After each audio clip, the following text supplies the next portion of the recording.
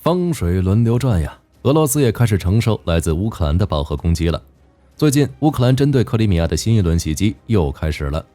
与以往不同的是，这次乌军并没有出动大量的无人机，反而是发射多枚巡航导弹，对俄军造船厂发动了饱和攻击。据说这次袭击造成俄军2艘舰艇受损，其中还包括1艘改进型基洛级潜艇。根据现场的大火情况，火力军估计这2艘舰艇要去配备莫斯科号了。话不多说，我们直接进入主题。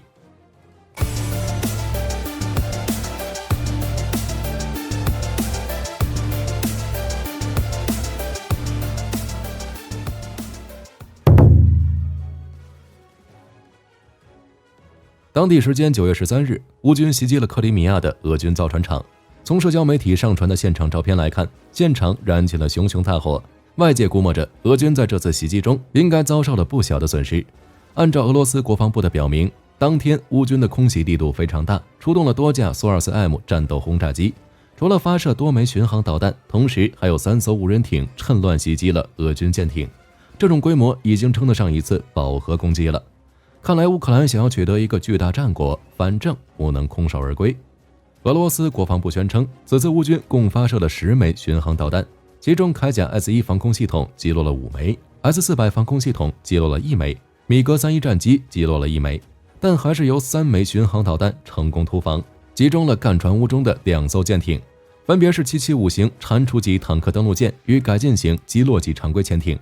其中蟾蜍级坦克登陆舰满载排水量约为4000吨，可以搭载10辆主战坦克与190名士兵，或者24辆装甲战车与170名士兵。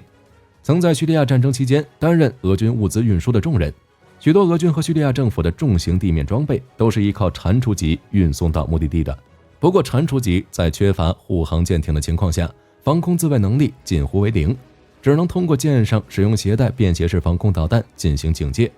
虽然是70年代后的产物，但在俄罗斯海军相当孱弱的当下，仍是绝对主力之一。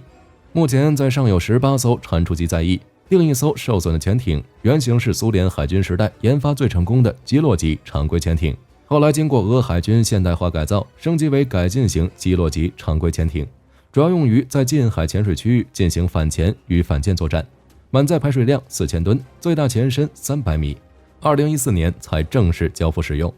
作为俄罗斯第3代常规潜艇，同时也是世界上最安静的常规潜艇之一，可以发射口径巡航导弹。唯一缺点是没有 AIP 动力系统，因为俄罗斯的不依赖空气动力系统的技术水平比较落后，所以没有水下 AIP 航行能力，潜航时间很短。不过这型潜艇服役时间比较晚，从作战性能到服役状态都处于最佳时期，对黑海舰队来说同样是主力，只是没想到遭到了乌军巡航导弹的致命打击。这也是俄罗斯入侵乌克兰之后，乌军首次击毁俄军潜艇。由于现场火势太大，外界估计这2艘舰艇已经失去了修复可能。另外，这次袭击还造成24人受伤。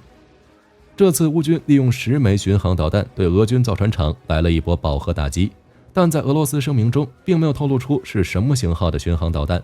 不过在火力军的猜测中，应该是乌克兰研发升级的陆攻版海王星巡航导弹，当然也有英法援助的巡航导弹。在火力军的猜测中，因为乌军出动了苏 -24M 战斗轰炸机，应该是用来发射暴风影或者斯卡普巡航导弹的。但除了这个，乌军应该还发射了经过改进后的海王星巡航导弹。在俄罗斯入侵乌克兰初期，海王星反舰导弹的消息并不对，参战记录呢也十分有限。但后来因为重创了莫斯科号巡洋舰，并最终导致其沉没，从此名声大噪。在今年上半年的时候，有乌克兰官员透露，正在将海王星反舰导弹改造为对地攻击巡航导弹，而相关技术路径已经在北约国家接受了验证。美国就曾把雷达制导和鱼叉反舰导弹改造为针对陆上目标的 AGM-84E SLAM 导弹，不排除乌克兰从中获得了启发。在过去的几个月内，乌克兰军工业一直在进行了相关改进工作。凭借着自身的技术积累，乌克兰成功研制出基于 GPS 的制导系统，用于引导导弹抵达作战区域，然后红外成像系统会对比预设图像，侦测并锁定目标。如果制导系统一直找不到合适目标的话，导弹将会终止攻击。由于导引头是被动舵，所以在末段攻击阶段，俄军防空系统很难发现改进版海王星。英法援助的暴风影与斯卡普巡航导弹都是采用了这种制导方式。根据乌克兰的透露，改进后的海王星射程可以达到400公里，有效载荷为350公斤，成为乌克兰制造的射程最远、打击力最强的导弹，并在8月23日成功利用改进版海王星摧毁了俄军 S-400 防空系统，同时也暴露出俄军在克里米亚缺乏对低空飞行目标的预警能力，以及对中近程防空系统的保护不足。另外，火力军推测，乌军此次饱和式空袭行动很可能与乌军夺回黑海钻井平台有关。在9月11日，乌克兰国防情报总局高调地公布了收复钻井平台的照片与行动影片。自从去年俄罗斯入侵乌克兰之后，俄军利用这些钻井平台的多功能性，将其改造为加油站、直升机停机坪以及弹药库，甚至还部署了远程火箭系统。再加上这些平台的地理位置，俄军还部署了大量监测设备。在这些平台的帮助下，俄军可以用来防范来自乌海岸运送挖人的小艇以及自杀式无人艇的威胁，成为俄罗斯在黑海上的一双眼睛，也成为克里米亚海岸的一座保护屏障，具有极高的战略地位。但在乌军占领钻井平台后，这些部署在平台的监控雷达与干扰系统不是被摧毁就是被缴获了，导致俄军在黑海上空的监视网络出现了巨大的漏洞。另外，再加上这座造船厂对俄军来说是一个重要基础设施，所以才成为了目标。这座造船厂位于克里米亚半岛的塞瓦斯托波尔港，至今已经有200年历史了，曾经修建过500余艘舰船，并维修过5000余艘。值得一提的是，这个造船厂此前属于乌克兰，但在俄罗斯入侵克里米亚之后，强行从乌克兰手中夺走了。同时，还在造船厂建造了2个1000吨级船坞与专门的车间，专门服务于俄海军的黑海舰队。按照此前的公开消息来看，造船厂至少拥有维护7000吨级水面舰船的能力。此次乌军大规模袭击造船厂，不由得让火力军产生了一些联想。首先就是俄海军是否将黑海舰队的一些舰艇以维修的名义转移到造船厂之内，而乌军掌握了这个情报，所以才会利用导弹与无人艇发动夜袭，从而达到摧毁俄军舰艇的目的。另外，造船厂虽然不是俄军的军事集结地，但却是俄罗斯的重要基础设施。从大规模袭击造船厂事件看，这是否意味着乌军的打击范围扩大，不仅仅只限于俄军的军港、机场、弹药库等，甚至还包括造船厂等军工制造基地等。这次乌军使用的袭击战术很值得关注，10枚巡航导弹和3艘无人艇一起上阵，对俄军造船厂发起不间断的饱和攻击。从袭击的效果看，俄军2艘舰艇受损严重，很明显这次袭击是成功的。从战场局势来看，乌克兰正在不断加大反攻力度，把打击范围扩展到俄罗斯的军工基础设施，这既可以吸引分散俄军的精力，也可以削弱俄军的实力，尤其是削弱后方对俄军前线的补给。事实上，俄军在克里米亚附近部署了严密的防空系统，但再严密也会面临一个问题，如果乌军出动大量无人机或导弹，发动不间断的饱和攻击，俄军的防空系统能不能做到完全拦截，还是一个未知数。毕竟此前乌军并没有大规模远程攻击的能力，但在陆攻版海王星完成之后，乌军还发展出了射程2000公里的巡航导弹。同时，美国还宣布将援助乌克兰陆军战术导弹，可以瞬间将乌军海马斯的射程提高4倍，覆盖面积增加10几倍。此次袭击造船厂，乌军只发射了10枚巡航导弹，虽然被拦截的7枚，但剩下的导弹依旧造成了俄军2艘舰艇的严重损坏，这项战果可不小。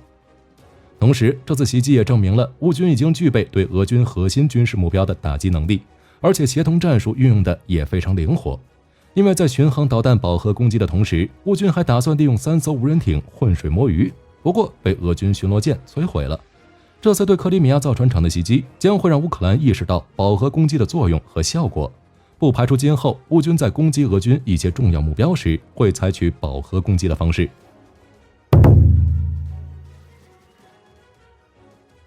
作为黑海舰队的主要基地，塞瓦斯托波尔早就已经不安全了。